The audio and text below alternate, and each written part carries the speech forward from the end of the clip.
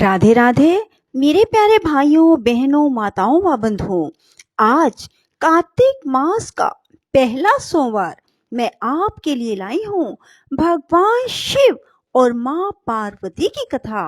बंधुओं, कार्तिक मास में भगवान विष्णु भगवान कृष्ण की पूजा के साथ साथ भगवान शिव की पूजा का भी बहुत महत्व है। बंधुओं, कार्तिक मास में शिवलिंग पर जल चढ़ाने का बहुत ही अधिक महत्व है। बंधुओं, कार्तिक मास में भगवान शिव और माँ पार्वती की इस कथा को सुनने सुनाने से भगवान शिव और माँ पार्वती की आप पर असीम कृपा होगी, आपकी हर मनोकामना पूरी होगी। बंधुओं, यदि आपने हमारे चैनल को अब तक सब्सक्राइब नहीं किया तो जरूर करें और बेल आइकन दबाना ना भूलें ताकि आपको हमारी आने वाली सभी वीडियोस की जानकारी सबसे पहले हो सके। बंधुओं, वीडियो को पूरी सुने, सुनने के बाद कमेंट बॉक्स में जय शिव शंकर भोलेनाथ, जय माँ पार्वती जरूर लिखें। बोलो शिव शंकर भोलेनाथ की जय, माँ पार्वती की जय हो। वायुदेव कहते हैं, इसके बाद महादेव जी महामेघ की गर्जना के समान मधुर गंभीर मंगलदायिनी एवं मनोहर वाणी में बोले, ब्राह्मण, तुमने इस समय प्रजाजनों की वृद्धि के लिए ही तपस्या की है। तुम्हारे इस तपस्या से मैं संतुष्ट हूँ और तुम्हें अभीष्ट वर देता हूँ। इस प्रकार परम उदार तथा स्वभावतः मधुर वचन कहकर देवेश्वर हर ने अपने शरीर के वाम भाग से देवी रुद्राणी को प्रकट किया। जिन दिव्य गुण संपन्ना देवी को ब्रह्मवेता पुरुष परमात्मा शिव की पराशक्ति कहते हैं, जिनमें जन्म मृत्यु जरा आदि विकारों का प्रवेश नहीं है, वे भवानी उस समय शिव के अंग से प्रकट हुई, जिनका परम भाव देवताओं को भी ज्ञात नहीं है। वे समस्त देवताओं की भी अधीश्वरी देवी अपने स्वामी के अंग से प्रकट हुई।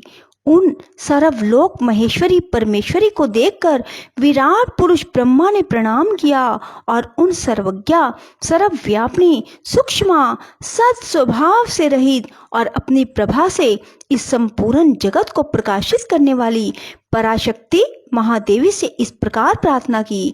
ब्रह्मा जी बोले, सर्व जगन्मयी देवी महादेव जी ने सबसे पहले मुझे उत्पन्न किया और प्रजा की सृष्टि के कार्य में लगाया। उनकी आज्ञा से मैं समस्त जगत की सृष्टि करता हूँ, किंतु देवी, मेरे मानसिक संकल्प से रचे गए देवता आदि समस्त प्राणी बारंबार सृष्टि करने पर भी बढ़ नहीं रहे हैं। अतः अब मैं मैथिली सृष्टि करके ही अपनी सारी प्रजा को बढ़ाना चाहता हूँ। आपके पहले नारी कुल का प्रादुर्भाव नहीं हुआ था, इसलिए नारी कुल की सृष्टि करने के लिए मुझ में शक्ति नहीं है। संपूर्ण शक्तियों का आविर्भाव आपसे ही होता है। अतः सर्वत्र सबको सब प्रकार की शक्ति देने वाली आप वरदायिनी माया देवेश्वरी से ही प्रार्थना करता हूँ। संसार भय को दूर करने वाली सर्वव्यापिनी देवी, इस चराचर जगत की वृद्धि के लिए आप अपने एक अंश से मेरे पुत्र दक्ष की पुत्री हुई। ब्रह्मयोनि ब्रह्मा के इस प्रकार याचना करने पर देवी रुद्राणी ने अपने भौहों के मध्य भाग से अपने ही समान कांतिमती एक शक्ति प्रकट की। उसे देखकर देव देवेश्वर हर ने हंसते हुए कहा, तुम तपस्या द्वारा ब्रह्मा जी की आराधना करके उनका मनोरथ पूर्ण करो। परमेश्वर शिव की इस आज्ञा को शिरोधार्य करके वह देवी ब्रह्मा जी की प्रार्थना के अनुसार दक्ष की पुत्री हो गई। इस प्रकार ब्रह्मा जी को ब्रह्म रूपनी अनुपम शक्ति देकर देवी शिवा महादेव जी के शरीर में प्रविष्ट हो गई। फिर महादेव जी भी अंतर ध्यान हो गए। तभी से इस जगत के भीतर स्त्री जाति में भोग प्रतिष्ठित हुआ और मैथुन द्वारा प्रजा की सृष्टि का कार्य चलने लगा। मुनिवरों, इससे ब्रह्मा जी को भी आनंद और संतोष प्राप्त हुआ। देवी से शक्ति के प्रादुर्भाव का यह सारा प्रसंग मैंने तुम्हें सुनाया। प्राणियों की सृष्टि के प्रसंग में इस विषय का वर्णन किया गया है। यह पुण्य की वृद्धि करने वाला है और जो प्रतिदिन देवी से शक्ति के प्रादुर्भाव की इस कथा का कीर्तन करता है उसे सब प्रकार का पुण्य प्राप्त होता है और वह शुभ लक्षण पुत्र को पाता है। वायु देवता कहते हैं, इस प्रकार महादेव जी से सनातन पराशक्ति को पाकर प्रजापति ब्रह्मा मैथुनी सृष्टि करने की इच्छा लेकर स्वयं भी आधे शरीर से अद्भुत नारी और आधे शरीर से पुरुष हो गए। आधे शरीर से जो नारी उत्पन्न हुई वह उनसे शत्रुपा ही प्रकट हुई थी। ब्रह्मा जी ने अपने आधे पुरुष शरीर से विराट को उत्पन्न किया। वे विराट पुरुष ही स्वयंभू मनु कहलाते हैं। देवी शत्रुपा ने अत्यंत दुष्कर तपस्या करके उदीप्त यश वाले मनु को ही पति रूप में प्राप्त किया। इसके पश्चात मनु के वंश तथा दक्ष यज्ञ विध्वंस आदि के प्रसंग सुनाकर वायु देवता ने यह बताया कि भगवान शंकर ने दक्ष और देवताओं के अपराध क्षमा कर दिए। इसके बाद ऋषियों ने पूछा, प्रभु अपने गणों और देवी के साथ अंतर्ध्यान होकर भगवान शिव कहाँ गए, कहाँ रहे और क्या कर के विरत हुए? वायुदेव बोले, महर्षियों, पर्वतों में श्रेष्ठ और विचित्र कंदराओं में सुशोभित जो परम सुंदर मंदराचल है वही अपनी तपस्या के प्रभाव से देव आदि देव महादेव जी का प्रिय निवास स्थान हुआ।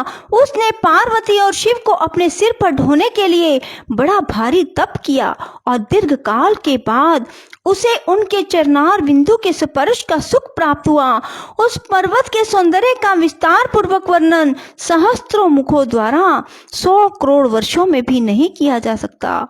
उसके समान समस्त पर्वतों का सौंदर्य तुच्छ हो जाता है।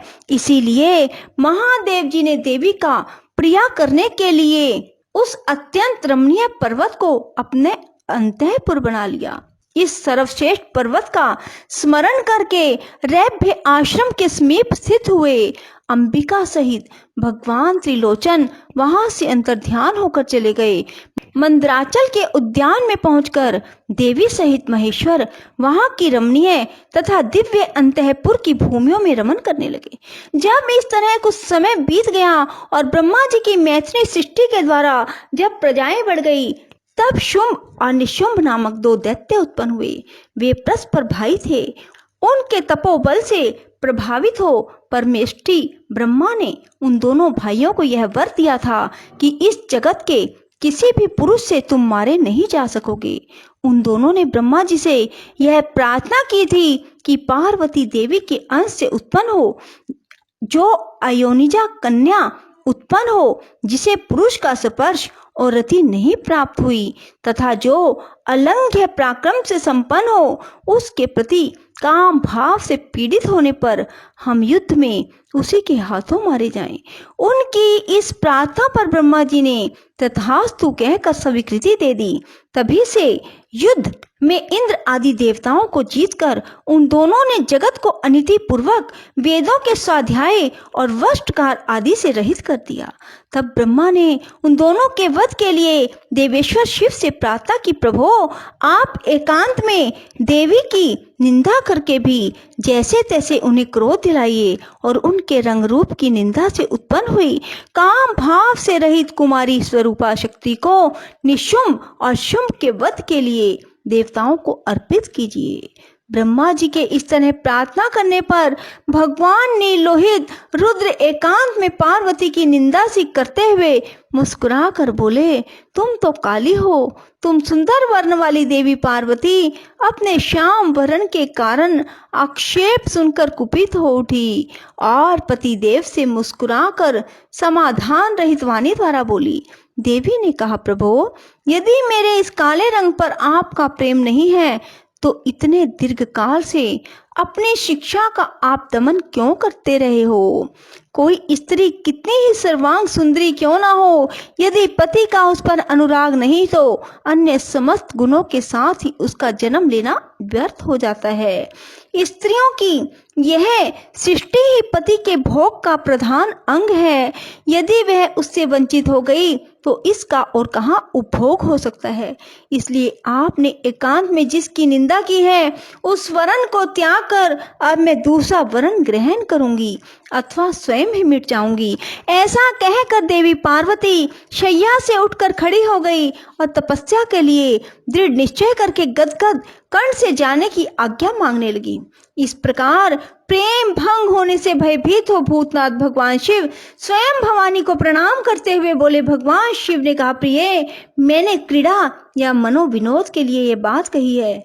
मेरे इस अभिप्राय को ना जानकर तुम कुपित क्यों हो गई? यदि तुम पर मेरा प्रेम नहीं होगा तो और किस पर होगा? तुम इस जगत की माता हो और मैं पिता और अधिपति हूँ, फिर तुम पर मेरा प्रेम ना होना कैसे संभव हो सकता है? हम दोनों का वह प्रेम भी क्या कामदेव की प्रेरणा से हुआ है? कदापि नहीं, क्योंकि कामदेव की उत्पत्ति से पहले ही जगत की उत्पत्ति हुई है। कामदेव की सृष्टि तो मैंने साधारण लोगों की रति के लिए की है। कामदेव मुझे साधारण देवता के समान मानकर मेरा कुछ तिरस्कार करने लगा था, अतः मैंने उसे भस्म कर दिया। हम दोनों का यह लीला विहार भी जगत की रक्षा के लिए है, अतः उसी के लिए आज मैंने तुम्हारे प्रति यह परिहासयुक्त बात कही थी। मेरे इस कथन की सत्यता तुम पर शीघ्र प्रकट हो जाएगी। बोलो शिव शंकर भोलेनाथ की जय, माँ पार्वती की जय। राधे राधे, जय श्री कृष्णा। बंधुओं, यदि आपको हमारी वीडियो पसंद आए तो इसे लाइक करें और शेयर भी जरूर करें। धन्यवाद।